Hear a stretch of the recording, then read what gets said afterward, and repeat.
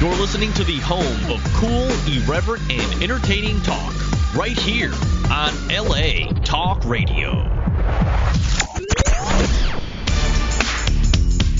You're listening to The Art of Love with your host, Lucia, right here on LA Talk Radio.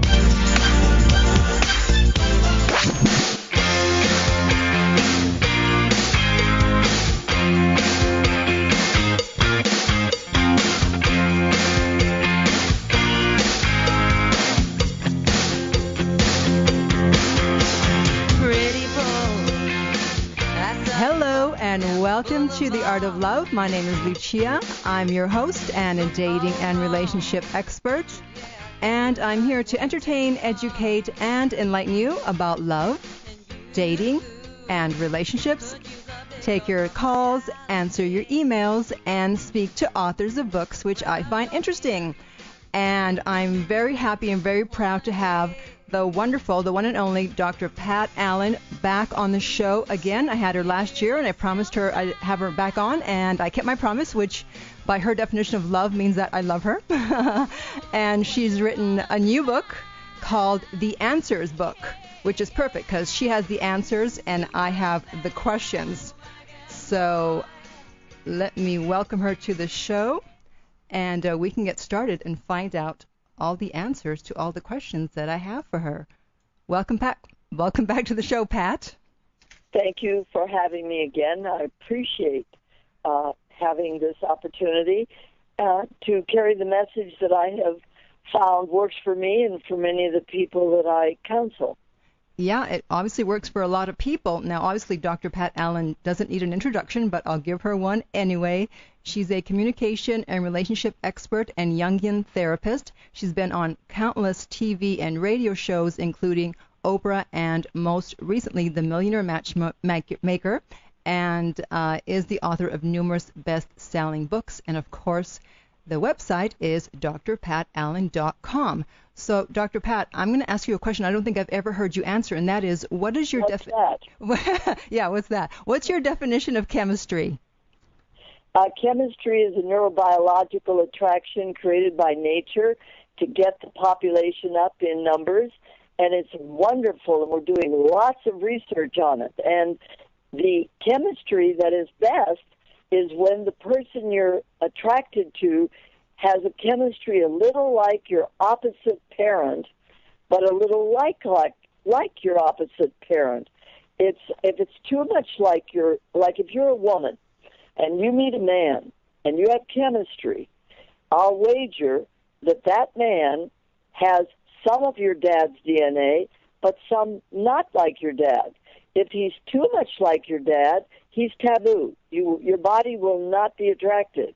If he's too much not like your dad, he'll be an alien, and your body will not be attracted. And the same goes for men, for women. It's, for example, Winnicott did a big research project with T-shirts for women. He had some nice men wear T-shirts for 3 days, and they DNA'd them up, and then he put them in smell-well little boxes or some kind of containers, and he had women go by and smell them. Now, when I say smell, I use that advisedly because it actually isn't the olfactory cranial nerve. It actually is a pre-cranial nerve, which is called the pre-olfactory cranial nerve, whose job is to send one strand to your neocortex and one strand to your pituitary, and by doing so, picks up the balance of chemistry and sends you the message that this one is a keeper. Isn't that interesting? So when you meet someone and you feel this instant connection to them, even though you haven't had sex, so you don't have the oxytocin bonding, that's chemistry. Yes, and that is the beginning of the oxytocin release. The having sex is when you consummate the chemistry, and hopefully you've negotiated a good deal and it's not a one-night stand. Right. In fact, because you said that boys don't fall in love when they get cheap, free sex. They just get addicted. That's right. Young men are so over testosterone that their estrogen will not impact them till their periandropause. They have the same midlife crisis change as we do. They go off their testosterone, and the estrogen in their body takes over. Grandpa's nicer than Dad, and Grandma's meaner than Mom. So that it's interesting that nature will have a physically attracted, but civilization is what teaches us how to consummate it. We are animal, but we are human. And the animal part of us thinks that chemistry is love, when all it is chemistry. So then, by your definition of boy, would that be anyone under 40? It's usually, andropause and menopause are usually 45 to 65, depending on you individually. 40 is a little early, but 45 to 65, we can start watching for symptoms of he getting his red Ferrari and his hot chick, and she going back to school and seeing that darling little toy boy. Uh-huh. Yes, I know all about that. Now, so then what is your opinion on guys over 40 who have never been married? I think they're wily foxes and probably players, and they're probably the best men on the planet. But you women who are listening anyway, had better be virtuous, because they don't. I have a new book coming out. I'm just in the process of writing it. Men marry virtue, not vaginas. Why do you say they're the best men on the planet? Because they're wily foxes and usually are really good men who require women to be very... A man is a man. It's a lady. It's supposed to be a sister, but it rarely is anymore anyway. A man is a man till he meets a lady, and she requires him to be a gentleman. I had a really dynamic man in my office the other day, and he was fascinated by the work, and he's dealing with the work, and he's dealing with the girlfriend that I'm teaching how to handle him, and he's never been married, and he wants to be married. But he will not marry a woman that he can outfox sexually. Meaning have sex with without a commitment. You got it. He said if women only knew that sexual request, 60%, and this is a statistic, 60% of men ask and beg for sex they even know they shouldn't get. Wow. 60, only 60? I thought it was 100%. No. No. Okay. So, then moving on. So it's up to us. We're the gatekeepers. What are we doing letting them in?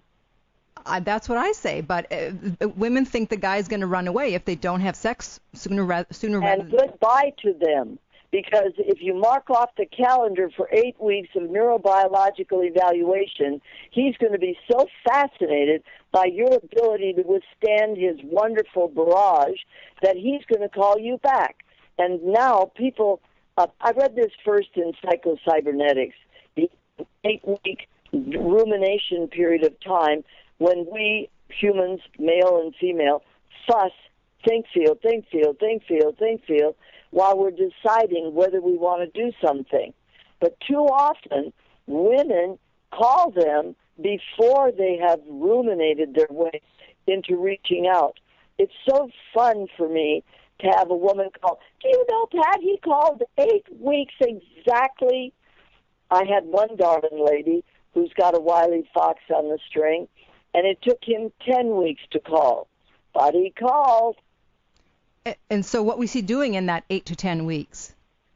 What was he doing? Yes. He was getting laid everywhere he could, and they were not satisfying him because he was fascinated with the woman that could withstand his barrage. And finally, he tried to stay away, but he couldn't. And he's back. And do you know what he does every single day? Bed checks, calls her in the evening, because now he thinks that she's with every man on the planet. See, the funny thing is men think we're like them, right, and they think, the opposite. It's not true. Men are men, and we are women. And we have our power. I love the book by Leonard Shlain, Sex Power. We have the veto right. What are we doing saying yes to cheap deals? I agree. Good. We definitely agree on that. So in that 8 weeks, he's out there having sex, and then it's not satisfying, and so he figures, hey, why did she say no? I'm going to go back and see if I can convince her to say yes. Is that what they're doing? Absolutely. Absolutely. Every time he calls, he gets another 8 weeks. I've seen men take 4 8-week cycles before they. What is it that I can do? I had a couple in yesterday, darling. He's a wonderful, educated, handsome, and she, and they're in their 30s, something or other, and she's beautiful, and she's a Pat Allen girl, and they had come in some months ago, and he wanted her to stop dating. She said, I'm not going to stop dating till we're in a committed, long-term, marriage-bound, exclusive relationship. And he said, oh, that's so stupid. Mm-hmm. So yesterday, and I won't say what day it is today, but in the near past, they came in again. He was not happy because there he was again in front of this little old lady, not really, but this mature woman, and we were negotiating, and he was saying, I want her to stop dating other men. And she said, well, then give me a monogamous, marriage-bound, continuous relationship. No, I can't do that. And he started arguing with me about the unreasonableness, the 50s, the puritanical, the controlling mother. He was giving me I said, sir, do you want to leave the room or shall I leave the room? One of us has got to leave. And so he said, will you leave the room? And I got up and he was surprised. And then he said, I'll leave the room. And I said, fine. So then she and I stayed for the rest of the hour session because she was sad that he couldn't get it. And what did he do before that hour was over? What? He called. Oh. He called her. And he said, blah, blah, blah. And she said, and I'm writing notes on paper. Tell him you're sorry and sad that he left. She did it. And then I wrote a note. See if he'll come back at this time. And she said it. Guess who came back? Guess who was near tears? Near tears. Because he had never experienced this human being is such a powerful executive that he could not believe that a woman, me, could control his life to the degree that if he didn't surrender to my teaching, that he was going to lose this precious woman in his life. And do you know what? By the time we ended the second half hour, they had negotiated a long-term, marriage-bound, exclusive relationship, and they were both happy. Wow. And how long had they been dating up to that point? They've been together probably 5 or 6 months, but she was starting to get really tired of his harassment. Don't you stop. You got to stop. Why are you listening to that lady? Do. Okay, so then what happens? Because you tell women to date 3 guys at a time until they have a commitment. I did, and she was having a ball. She was having a ball. And so does she have? So when you're dating 3 guys, do you have sex with one of them or none of them? None of them. None? She doesn't have sex with anybody Okay. unless he's in a monogamous, continued, long-term relationship.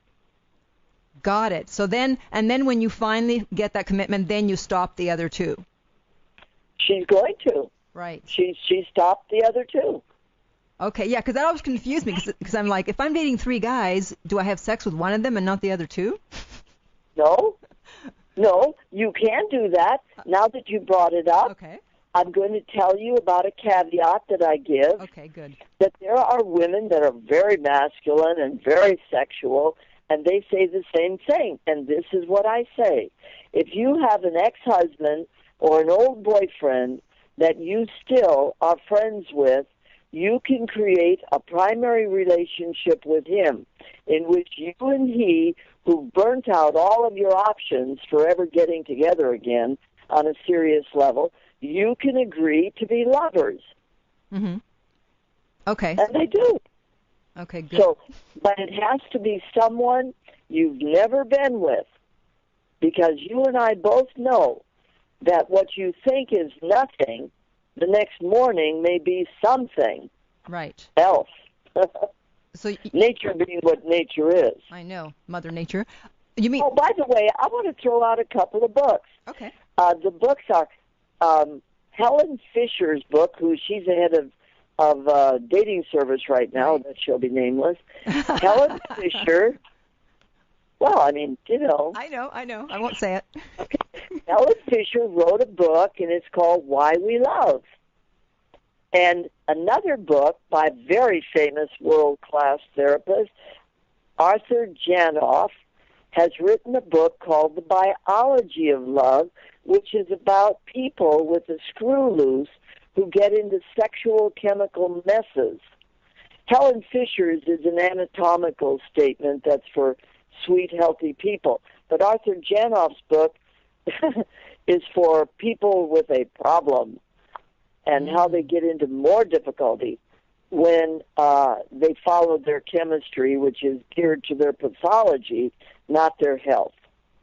Okay, great. Now, you mentioned exes. So why is it that exes keep coming back? Like, it just happens to me all of a sudden. I date these guys, and then I break up with them, or sometimes they break up with me, and then eventually in the future, they always show up again, even if it's years later. Like, what is going on? I'll tell you exactly why.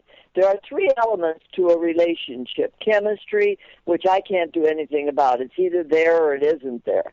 Compatibility, which is you live in the right part of the state or the country, and your jobs fit, and your religions fit, and your whatever fits.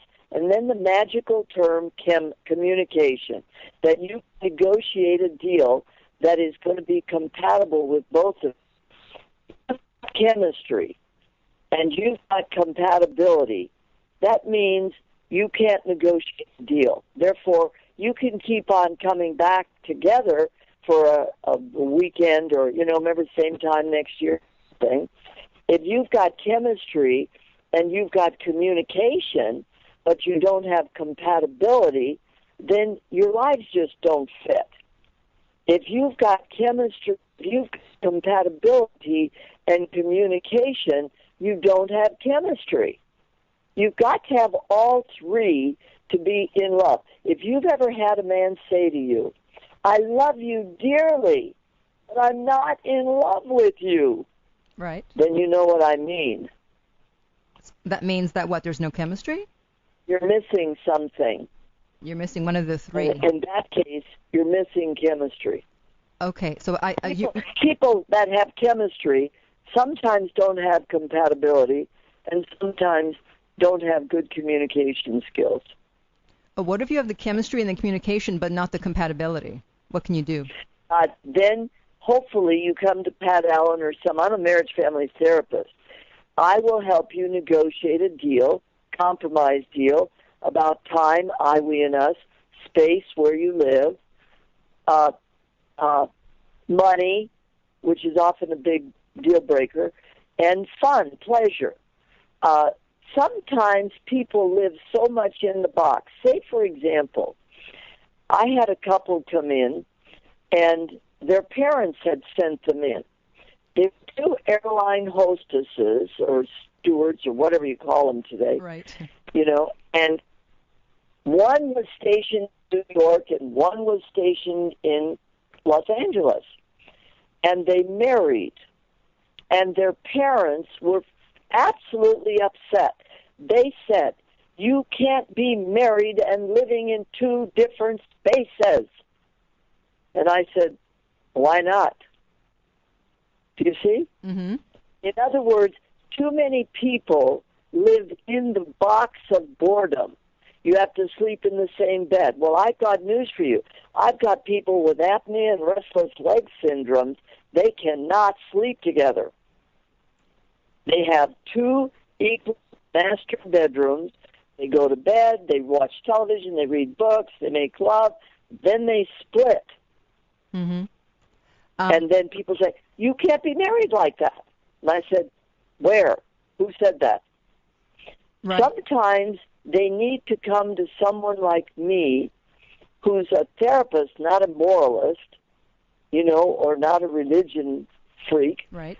I will help them think of creative ways to negotiate an incompatibility that they didn't think of, because they think that there's some paradigm in the sky that says you have to sleep in the same bed and you have to live in the same bedroom, in the same house, in the same city, and you don't. Got it. Now, your phone was cutting out when you were answering the first part of the question about why exes keep coming back. So can you repeat just coming back because they've got chemistry and they've got communication. They just are not compatible. Got it. Okay. There may be an age problem. There may be a family problem. There may be, who knows what the problem is. Right. Got it. Okay, now, in talking about masculine women, alpha women, whatever you want to call them, you said in your book that, sometimes they were abused in childhood and so they don't bond. So what are they supposed to do? Are they doomed? No, I didn't say they don't bond. I said they can't bond looking down. An alpha woman has to be long-term with an alpha man. Mm-hmm. And they often make mistresses. If you saw the old show Tony Soprano, his wife was stirring her bowl, remember? Uh-huh. But his mistress was a wild animal. Very often. See, alpha men adore their beta lovers. They serve them, they sex them, they do everything, and they don't complain. But when it comes to marriage, an alpha man hopefully will marry an alpha woman. But oftentimes they only marry one alpha woman because she doesn't know how to fake beta. You know what fake beta is? Tell me, I'm sure you will. Fake beta is when you act like a beta, even when you're an alpha. It's when you surrender, when you're passive and not active, when you're patient, when you're vulnerable to his leadership. Alpha men don't put up with garbage.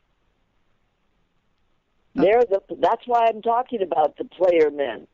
Player men want respect. If you don't respect them, I don't care how much chemistry they've got for you. You're leaving because you're distracting him from his life, which is often very complicated. So I teach alpha women how to act beta when they're alphas and use their alpha outside the home, in their career. Run for a country, for God's sake. Right. So basically, by being a fake beta, you have to pretend to be vulnerable and acquiesce to his desires and You're right. And yield. And you know what you're doing? You said the right word. Acquiesce. Not surrender, not capitulate. Acquiesce. You know what acquiesce is? Acquiesce is doing what the team needs, even if it's not your personal preference. If you want to be on a team with an alpha man, you better act like a beta. You better respect him, or he can't marry you. He can't keep you. You're too disrespectful. Got it. Okay, but I'm looking in your book here. Maybe I didn't quote you right. In talking about sex, you were saying masculine women don't bond. They also don't orgasm or fake them because they're too head. That's true. And you know why? Why? Because they don't have the opportunity to be deflowered by an alpha man. I've said it. I'm saying it to you. So what they do is settle for beta men, and alpha women cannot have an orgasm with a beta man. Period. End of report. But they want to be touched, and they want to be social, and they want to sleep with somebody. Mm-hmm. And that's why I'm saying that a lot of alpha women go for being a mistress to a man who's a player or what you would call a bad man. and they marry a rich beta. Okay, so let's say a woman is a masculine woman, but she wants to be more feminine. She can't. She just has to fake it. Well, she can't. What's wrong with faking it? Don't we wear makeup? Yeah. So I guess there's no way, because of whatever happened in the past. You can't get rid of the masculinity in you. You just have to fake it, is what you're saying. You know what? You can get rid of your masculinity. You know how to do it? How? Get too fat or get too thin so that nobody asks you. Oh. I don't think anyone's going to want to do that. Do you understand what I'm saying? When women there's three drivers for humankind. One is sex, one is money, and one is mind-altering chemicals that you either ingest or produce in your body. Do you know how frustrating it is for alpha women to try to mate and marry in a women's lib era? Mm-hmm. They've been given permission to be narcissistic, to be respected and cherished, which they want to be, and then they can't find a man who will accept that. And you know why? It's competitive. So what does she do? She either overeats, undereats, uses drugs, do you see, or gets into some kind of addictive behavior that produces enough dopamine in her own body that she feels high. Wow. It's so amazing. Yeah. Alpha women have... And then, what? I was going to say alpha women have a tough time of it these days. You're at the alpha human beings. You know, remember I just told you about the very powerful executive, not the guy with the girl, but the one that wants to marry, yes. And he's sitting up there, and he wants to marry, and he said, I can get any woman with 2 hours to have sex with me. Wow. And as a matter of fact, now there's probably, let's see, I'm in my 70s, right? Mm-hmm. Yes. And that definitely qualifies me for Uber Cougar. Wouldn't you agree with that? You're the ultimate Uber Cougar. You're not kidding. But I can fake beta like you can't believe. And it was really fun in that session, you know, where I was talking about myself. I made a statement. I said, I never want to live without a man. My husband died in 2003. Then I had a wonderful, powerful boyfriend, and he dropped dead about, it'll be maybe 2 years ago. And I have a wonderful boyfriend out of town who's 80, who's still alpha. He's so sexual, still alpha, but we don't see each other 1 week a month because we're both career people. He lives in another state, and I live here, but we have the best time 1 weekend a month. And we both agree that that's all we want. We never want to marry. He's got 5 grown kids. I've got 4 grown kids. It would take 16 lawyers, 4 years, to figure out the trust funds. Right. Good for you, Pat. Now, is it true No, I want to finish the story. Oh, okay, go ahead. So I said to this man, who will be nameless, I said, I never want to be without a man. And he said to me, went right into his player mode, and he said, yes, I find you attractive as well. I thought, there he went for it. See? And I thought, that's 1.5, but it's, you know, it's unethical for to mess around with clients. But you know what? That stroke still went in. That's right. Okay, so is it true that men love bitches? That men want what? Love bitches. Yes, men love bitches because bitches love themselves more. They love the men. And the men really are guilty and ashamed, as I told you, of winning so easily. I cannot stress enough how women make a mistake when they try to please men sexually without getting a commitment. The men don't want it either. They can't fall in love when they receive more love than they have earned. Right. And that book is wonderful, except I don't know if I can say C-U-N-T on the radio. May I? Go ahead. Pardon? Go ahead. It's the internet. Oh, good. Excellent. I don't know what we're on. I'm not into IT. It's okay. Anyway, the book is mistitled. It should be Why Men Love Cunts. Do you know what a cunt is? Tell me. A cunt is a woman who wins with a man, and he doesn't know how she did it. Give me an example. Let's see. I was a cunt when I said to him, I'll never live without a man, blah, blah, blah, blah, blah. I threw him that message, and he responded. I got a stroke for my trolling. A bitch is somebody who overtly says, do you like me? Do you see what I mean? Uh-huh. A cunt is a woman who says, I will never live without a man. So she's more covert, is what you're saying? It's covert. She sends the message. She sends the message. Okay. Under the covers. So naturally, you and I know. I had a darling Christian girl in therapy, and she was so upset because I said, not blasphemy, I said there's something good about the word cunt because men only call us cunts when we're winning. Oh, so I like she that. went on a tangent to find out the meaning of the word cunt. And she found out that it meant cradle of wisdom and ancient wisdom. Those were two meanings for the word cunt. And that's the truth.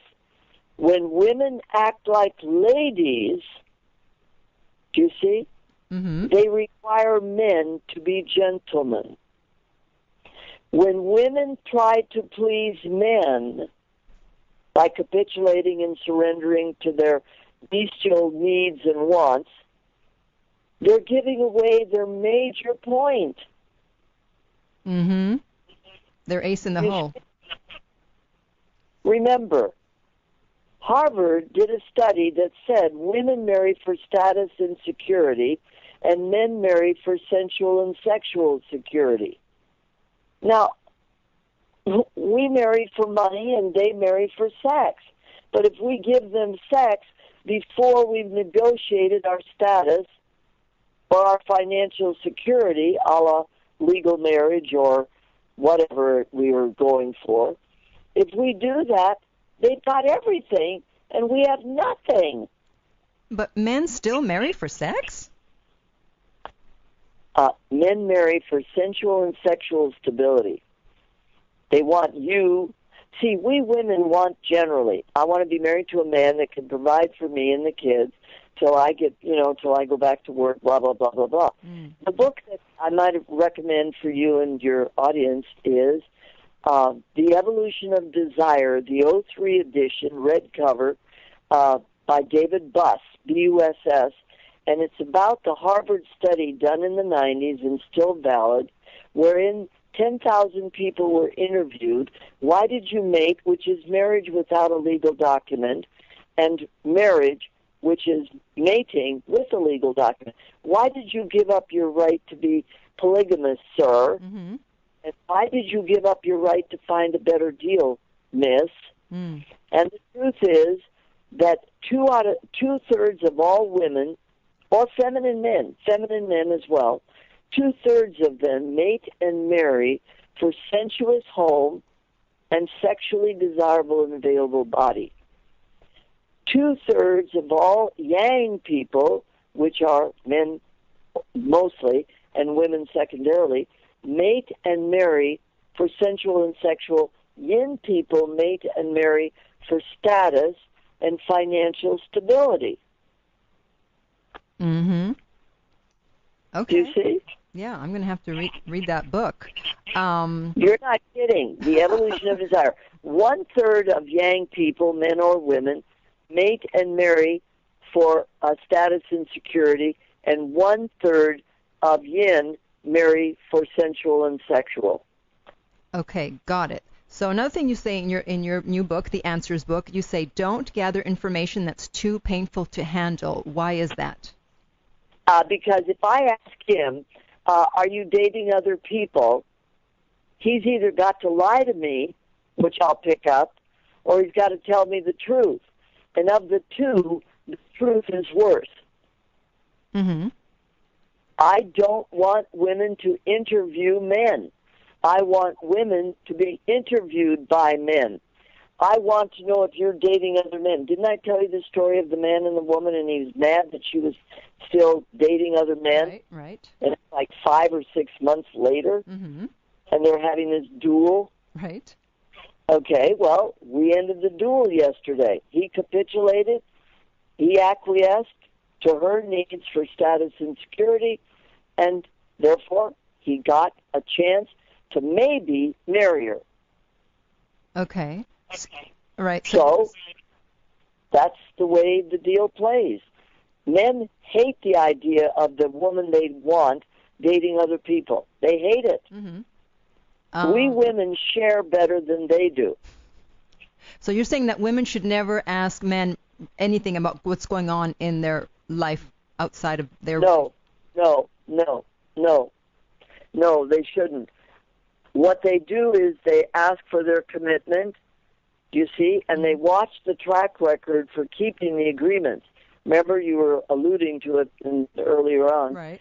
The only way you know you love yourself or anyone else are the commitments you're willing to make and keep. If you can't make or keep agreements and he can't, you're not mature enough to mate. Mm-hmm. You're absolutely unavailable to dating monogamously or marrying or mating, whatever. Remember, once a man gives up his right to date and have sex with other women, he's mated. Okay. Once a woman gives up her right to look for a better deal, she's mated. I'm not so gung-ho that you have to have a legal document. Do you see? Right. Okay. There may be reasons. She may be getting $100,000. I had one lady come in after the fact, but she had helped a man build a ranch, a huge estate, and she was getting $100,000 a year alimony plus a ranch under the condition that no man would ever live on that land. Mm-hmm. What did she do? She moved a cowboy in, lost the alimony, and lost the ranch. Wow. And the cowboy did not marry her. Oh, that's not good. I just thought of something. So let's say you're dating the 3 guys, and you decide to have sex with, an ex-lover or something, and so the other guys you're not having sex with, if they ask you if you're having sex with someone else, do you answer yes? No. So you lie? Of course. Okay. I have no You're problem. The one that brought up that you know what a lie for love is? I have no problem with that, trust me. Do you know what a lie for love is? Tell me. It's when you're telling the truth with regard to morals, ethic, and legal. A man who is not your husband, who you're not engaged to, who you're not monogamously committed to, is not deserving of the truth if it's going to damage you. Wow, I like that. What other lies can we tell? Let me see. You know the one that I don't approve of? Age. Oh, okay. I am so sad when people lie about their age in their profiles and stuff, because if it's a serious relationship, you're going to have to face that clerk at that stupid licensing board. It's going to come up. Uh-huh. So why not just of course. tell them? Yeah, of course. It's really funny, I'll tell you, because I'm here with you, is that I am so proud of my age and the quality of my life, that I tell it all over the place. And my manager agent, right, doesn't like it. You know, he says, if it's not a positive, don't say it. And that's why, did you notice at the beginning of this, more towards the beginning, I said I'm in my 70s? Yes. Well, we all know that anyway. That was a lie. That was a lie for love. Yeah, we can't hide that. So you're saying then lie about anything that's not going to benefit you to get to your goal of getting engaged. Is that what you're saying? No, I'm saying lie about anything that has no moral, ethical, or legal implication. Okay. I'll have to think. No moral. No, that's only a pimple. No big deal. That's a law. Okay. You don't lie about STDs. Right. You don't sign contracts with other people's names. Right. Okay. You don't, no. What I'm saying, a lie for love is when a boyfriend's finding out that you're dating other people, and you know he's going to be mad. Yeah. Do you see what I mean? Okay. Now, the girl that's dating is not having sex with anybody. Do you understand that? Right. But if she had a boyfriend in the background and they were chemically friends, she would say no. And the reason for that is that it's the question that the new man has no right to, because all he's got to do is promise monogamy, continuity, and longevity, and she'll stop having sex with the guy. Right. Okay. So you don't say you're having sex, but obviously you say you're dating other guys. Yes. Got as long as he hasn't committed, right, he doesn't qualify for your private life, especially if it's deleterious to your goal. I love it. Okay. What do you But mean? it must be moral, it must Yes. be ethical, and it must be legal. Okay, got it. What do you mean by demonstrate, don't educate? What that means is, for example, the girl that would not have sex. Too many of my girls are smart, and they want to teach them what I'm teaching you right now. Yes. Boring. Right. I want the girl to simply say, you have every right. These are the tools. I'm going to give the tools right now. All right. Tool number 1, never ask him what he feels unless he's puking or bleeding. Right. Always ask him what he thinks, what he wants, his opinion, his suggestions, his ideas, even if you've got a doctoral dissertation in it. You see? Uh-huh. That's tool number 1. Tool number 2, when you have an idea, a want, an opinion, a suggestion, a thought, a need, please knock before you tell him, honey, I have an idea about where to go, when to do, what to do, who to do it with, and why to do it. When would it be convenient for you to hear my idea? Today, hopefully, before I go to sleep. If he says, I don't want to hear it, thank you, mouth shut. If he says, okay, now is fine, then you tell him. By doing the permission request, you're respecting him. When you tell him spontaneously your wants, your thoughts, your ideas, your opinion, your suggestions, you're disrespecting him by teaching him. Got it. Have you got that one? That's a big one. Yes. And that's the one that is the fake beta. Mm-hmm. Now, does that sound bad to ask for permission to teach and preach? No, I don't care. No, it doesn't. No, it doesn't. And the next tool is how to fight with the man you're interested in. Mm-hmm. Now, he's done something that's really irritated you, right? But it isn't something you have to call the police for. You don't have to get a lawyer for. You don't have to call a doctor to save your life. Mm-hmm. It is not a moral, ethical, legal issue. Make him right for what he did wrong. You had every right to say that. You had every right to think that. You had every right to that opinion. You had every right to be you, but I'm uncomfortable with it. I really don't want to experience this again. What do you think about not doing that again? And what can I do to help you not do that again? Mm-hmm. Do you see what that is? One more time. That's respectable. You see, you're demonstrating your ability to respect a man who's irritated you by your communication technique. And the fourth tool is, if you've ever seen the movie What the Bleep Do We Know, this one is in that movie. Mm-hmm. And it's called How Do You Flush Nonverbal Body Language, which is 85% of all communication. How do you flush it to the verbal negotiable level? You can't negotiate an attitude. Mm-hmm. I love parents that say, young man, get that look off your face. They can't do that. Yeah. Feelings aren't negotiable. You've got to use drugs, meds, and kill yourself or them. People don't realize you can't negotiate feelings other than use drugs, use meds, or kill. Mm-hmm. So what do you say to somebody who's putting out tones, gestures, postures, and facial expressions? You say, I sense by the tone of your voice you're upset with me or something. Or, I think that by your body language or your gesturing, the bird.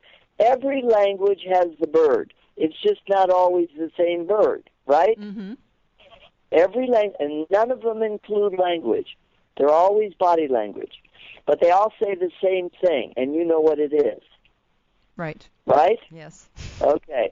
I sense, I think, I believe by the tone of your voice, the look on your face, your body language, or your gesturing, that you're upset about something. Am I right? Oh, you're not? Okay. If you ever are, feel free to bring it up. Then quickly look at your watch and see how long it takes them to come back and say, I am upset. Mm. Is it convenient for you to talk now? If they say no, tomorrow, then go in the bathroom or the bedroom and write out a little message that you're going to give them tomorrow, because when you go to sleep tonight, if you don't have a specimen of your painful feelings, your subconscious is going to paper shred it, and that's what EMDR is all about. Your subconscious, when you go to sleep, goes back and forth between your right lobe experiential and your left lobe brain, and you paper shred like an Etch-a-Sketch. Mm-hmm. In fact, Dr. Shapiro, has created EMDR in order to bring up stuff that has been buried in your subconscious that you sloughed off. And what does that stand for, EMDR? Eye movement rapid desensitization. Oh, okay. It's connecting the right lobe experience with the left lobe data. There are therapists. It's wonderful. And so, there's a book by Shapiro called EMDR, and it's all about eye movement and brain transmissions. You see, right-handed men have a smaller bridge between the right and left lobe, so they're either in one lobe or the other. They're either playing silly little boy or they're being an executive. mm-hmm. Left-handed men, ambidextrous men, anatomically gay men, and all women have a bigger corpus callosum, which allows us to blend our thoughts and feelings together, which drives right-handed men crazy. Mm-hmm. That's true. Well, yes, it is. Dr. Pat, it's the end of another wonderful interview with you. This was even better than the one last year. Really? Yes, because I'm so happy that now I know I can lie. But remember, not for moral, ethical, or legal. I know. Okay? Yes. Anyway, I'll be good. Thank you for having me on. It was and my I pleasure. hope that anyone out there listening will get something they can use. And don't forget, absolutely, every Monday night I'm at the Odyssey Theater, 7 to 8:30, Sepulveda Olympic. We will be there. And again, the book is The Answers Book, Dr. Pat Allen, and the website is drpatallen.com. Thank you so much, Dr. Pat. Thank you for having me. Okay, take care. Be well. You too. Bye. Bye-bye. Wow. I'm going to go home and take notes. I knew most of this stuff, but she said some new things, which I love. Because I was always confused about that dating three guys thing, about who to have sex with, not to have sex, when to have sex, blah, blah, blah. So I'm glad she straightened it out. And that is it for today. I hope you found that interview as fun and enlightening as I did. And remember, my website is theartoflove.net. My book is available at Lucia's Lessons of Love. No, just lessonsoflove.net. And until next time, remember that love inspires, empowers, uplifts, and enlightens. You're listening to The Art of Love with your host, Lucia, right here on LA Talk Radio.